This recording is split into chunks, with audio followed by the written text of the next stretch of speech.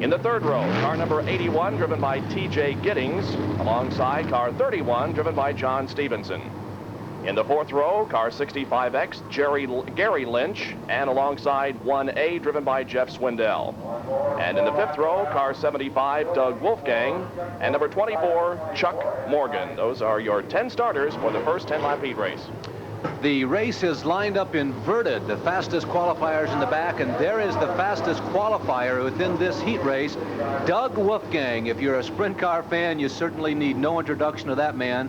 He has won a World of Outlaw feature in each of the past 5 seasons. Last year, he was the 3rd best winner on the trail, trailing only Sammy Swindell and Steve Kinzer. Wolfgang won 20 times in 1981. He's not having quite as prolific of a season in the 1982 year, but he has been a little more selective as he drives the Stanton Race Car Factory house car. Doug Wolfgang, one of the few racing drivers in America today running out of South Dakota. He calls home Sioux Falls, which incidentally they tell me is the largest city in a 5-state area, Sioux Falls, South Dakota.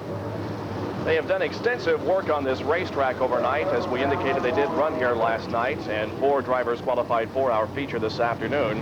And because of the hot sunshine here this afternoon, the track is going to have a tendency to dry out. But at this point, and they have run several laps on it in warm-ups, looks like the track is holding together very, very well. As far as the track itself is concerned, it is a 1/2 mile oval, as we indicated. It is high bank, 20 degrees. And it is dirt over blacktop. This track was originally a paved track, but it was decided a few years ago when Greg Weld bought it that it should be made a dirt track, and it is one of the fastest in the nation. The only potential problem the fact that this is a dirt track on top of a paved track creates is that the track surface is elevated considerably in comparison to the height of the wall. More on that in a second. Let's go back to the track records.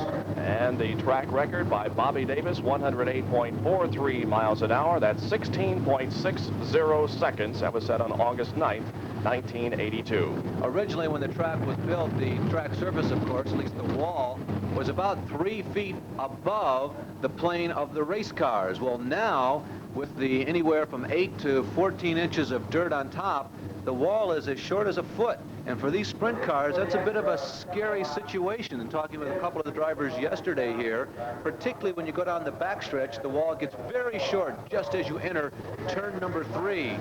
And all it would do if a sprint car were to hit it would simply be to trip it, and the car would go end over end and catapult over the outside wall. As we have watched, though, in the earlier races here, the cars have a tendency to run low or at least in the middle of the racetrack, and very, very rarely do you see a car up high enough to get in trouble and hit the wall.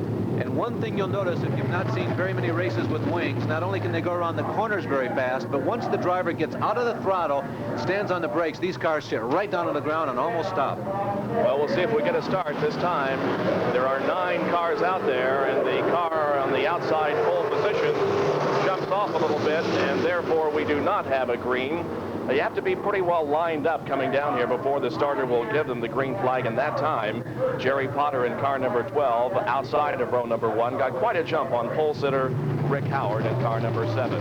Now there's the number 81 car of T.J. Giddings. We saw him earlier this year in a USAC sprint car race.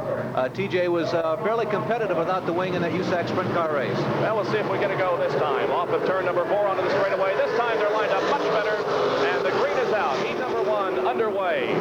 And jumping off into the lead is Jerry Potter in car number 12. He has a considerable lead as they head down the backstretch. Running in second position is Rick Howard. Here they are moving into the turns.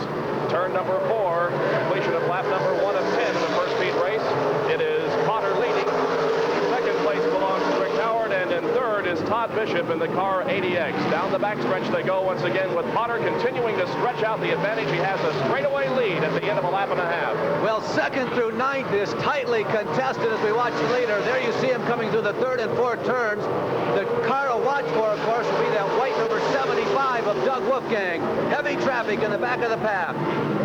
Jerry Potter, car number 12, into turn number 3 once again. Notice how quickly the cars move through the turns with the air being forced down upon that huge wing. It gives the car tremendous stability and good speed. We've had a serious accident on the inside of the fourth turn, Bob. We have a cement wall that sticks out in the direction of travel, and one of the cars, car number 7, we believe, Rick Howard has collided with that cement abutment. He hit it broadside. Doug Wolfgang is also involved. We do have a potentially serious situation here. And 3 cars are involved. 2 of them are near the inside of the track, while the 3rd car, the number 65, driven by Gary Lynch, is to the outside of the racetrack. And here is what happened. Well, there is Doug Wolfgang. He's running about 6th or 7th at that time, coming off the inside of the number 4 corner. Gary Lynch just to his outside or right side. You see cars spinning in front of him. Wolfgang makes contact with the number 7 of Rick Howard, pushes Rick out of control and headed toward that cement wall. And you see from the right-hand side of your screen where Rick's car has made contact with that cement wall and tips over after colliding with the wall at probably in the vicinity of 80 to 90 miles per hour. The race car pirouetting on its side and coming back to rest on its wheels. So the only car that made contact with the wall is Rick Howard, car number 7. Wolfgang managed to avoid the fence, and so did the other driver involved, Gary Lynch, who really spun to avoid the melee and came to a rest at the outside of the racetrack. Bob, I think he's moving around inside that race car. Very good news from that crash scene down there. That was a horrendous crash. It was. He hit it broadside very hard, and then, of course, the car went into a pirouette and turned over.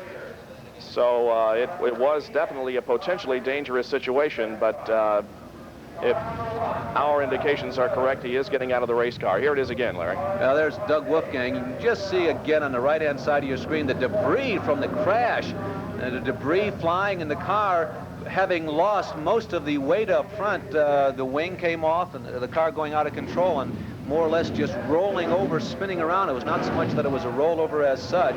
Coming back to rest right side up, you can see the front end of the race car just about broken off the machine.